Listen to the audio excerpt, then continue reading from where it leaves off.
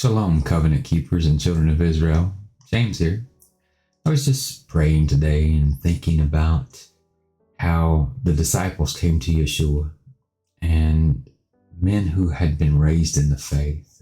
We know that by Peter's declaration that from the time he was a youth that nothing unclean had touched his lips, but for some reason they didn't have the words to speak over themselves, and so they asked Yeshua to teach them to pray, and he taught them what we now refer to as the Lord's Prayer. I taught on that a few weeks ago. But as I was praying today, I was thinking about the season of life that we're in and how the prophets declared that we would go into judgment, and that judgment would last for 2,730 years. It's a whole different teaching I'm not going into today, but now that we're at the end of that judgment and the Father has released us and he is restoring us and he is teaching us his ways once again, we no longer have to walk in that bondage. We no longer have to walk in that slavery, but our minds are still trapped. So as I was praying today, I thought that I would just write down what I have thought about and what I'd prayed over myself and just share it with you. If you want to, just pray it with me. I entitled it A Prayer of Blessing and Divine Transfer. It says, Father, I declare today the wealth and transfer of the wicked and all my enemies on the earth to be put into your hands. You, O Father, are the Elohim of heaven who confirmed your covenant with your chosen people Israel.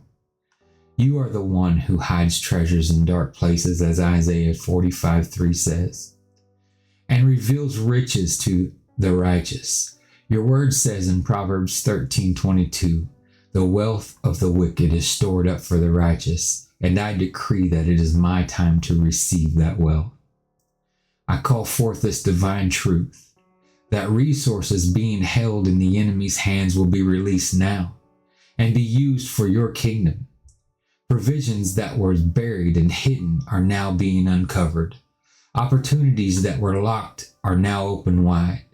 The gates of brass that were established to keep me from your blessings are now destroyed and cast to the ground, so your abundance of blessings can flow into my family and into my health and into my finances, Father, even into the wealth that you have blessed us with.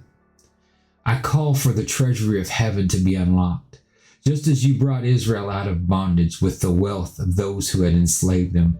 As Exodus 12:35 and 36 says, I call for the wealth that has been stolen from not only myself, but from every generation in my lineage to be restored, with a fifth part added and compounded upon each new generation, as you have declared in your word.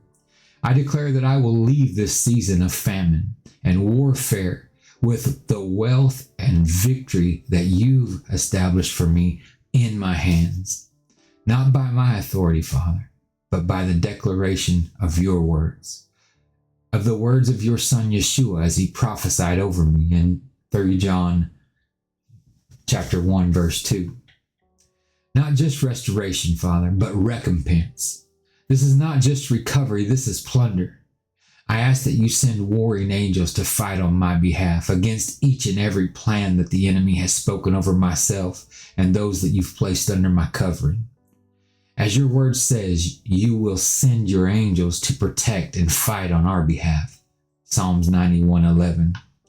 I claim the promises of Deuteronomy 6:10 and 11.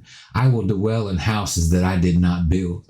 I will drink from the wine of vineyards that I did not plant or tend.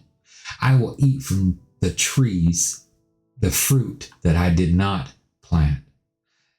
These are my inheritances. I am no longer a slave, and from the first year of Jubilee until this one, I know you alone have laid claim to my inheritance. Leviticus 25:10. It is prepared by your hand, reserved by your justice. Now I speak to every enemy stronghold, to loose my resources and let them go. Every demonic embargo on my finances, I break you. Every spirit of delay, I bind you. Every force of poverty, be cast out. Let the spoil of the battle come into my hands. The treasure of the nations be drawn to Yahweh's glory. Isaiah 60 verse 5.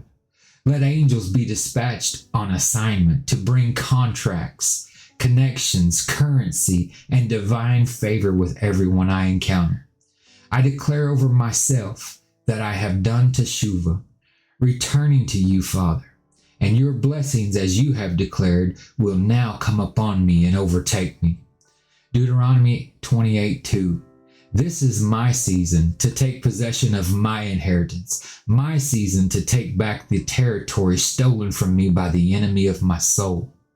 This is the season that the righteous will arise, not in lack, Father, but in overflow. I declare that every stronghold and every generational curse be broken over my life and over my brothers and sisters in Israel.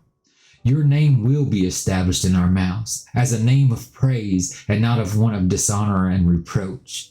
As we have done in the past, your people Israel will be called blessed once again, and your glory will rise among the nations. Isaiah 60 verses 1 through 3.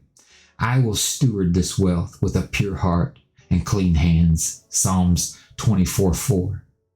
I will build what you have called me to build.